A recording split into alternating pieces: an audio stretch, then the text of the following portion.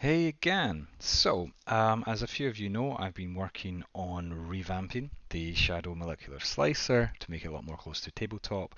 And with the latest patch, this work has now finished. So I wanted to take us just through on a whistle-stop tour through the different features you can now expect from potentially everyone's favorite weapon. Okay, so scenario here, we've got a Narn cruiser, Narn fighters. The Narn have fired a single ion torpedo at our shadow vessel here. We will be using the shadow slicer to deal with all of these threats in a single turn to one extent or another. First thing to notice, you now have in the tooltip max dice, defensive dice, offensive dice, and remaining dice. At the minute, I'm fully charged, so I have 16 dice on normal slicer, and I have 16 dice remaining. So they're all still available to spend. Right, so first thing to do is let's do a bit of a warning shot against cruiser. You'll see this new menu appears asking how many D10 do you want to use. I have other things I want to do, so I'm only going to use 4 dice against the Narn cruiser there. I also then have to deal with these fighters. Two ways I could do this. One of the things is the Shadow Slicer doesn't have any call chop penalty against fighters because it can just pick and choose freely which ones it wants to hit. So I could just pick an individual one, and a different menu appears with number of dice and number of shots, and that's because you're targeting fighters. And Fire Void just basically thinks that against fighters, unlike ships, you're more likely to want to do a large number of lower powered shots. So let's do that now. And we will just do one against the fifth fighter, and you'll see that that locks in at 72, which is the same percentage as a non-call shot would be, because we've got no penalty.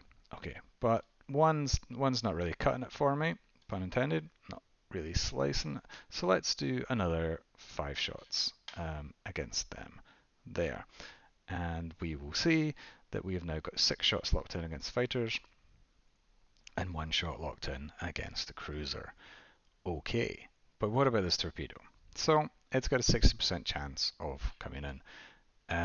And if, although I have 6 remaining dice, and each dice equates to -10 intercept, I haven't told my slicer to actually intercept yet.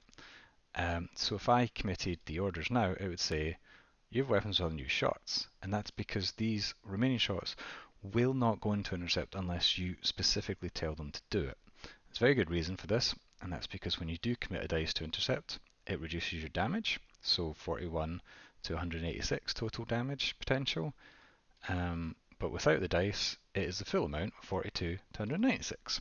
Okay, so you can get an idea of how much damage potential you still have. You will see my defensive dice is now 1, my offensive dice is 10, and I have 5 dice remaining. Now, with that 1 dice, I've told the slicer you can intercept up to 1 different shot. If I committed more dice, it would reduce my damage further, but it would mean I could intercept 2 different shots, and those remaining 4 dice would be dumped into that sort of intercept.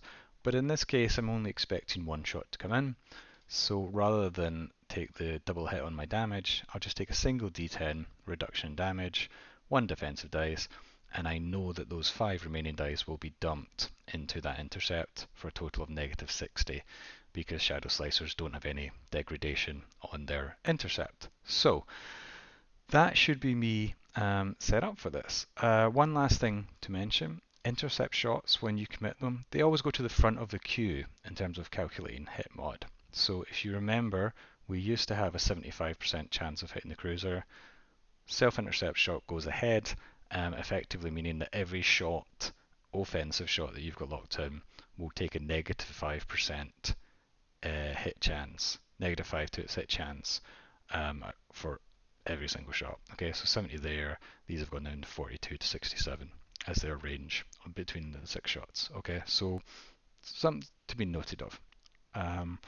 Right, let's just commit and let's see what happens. And here we go. Okay, I'm already seeing some things I like. So we have, yeah, we managed to hit with 4 of our 6 shots against fires. Deleting a few phrases. Managed to hit the cruiser as well, just for straight damage to that. And as you can see, the torpedo went down to 0%. So, and this is the power of Slicer. It can do three different things, all just by allocating its dice in different ways, and I think gives a massive amount more flexibility to the sort of shadow player than we've had in the past. So, hope you enjoy it. Catch you later.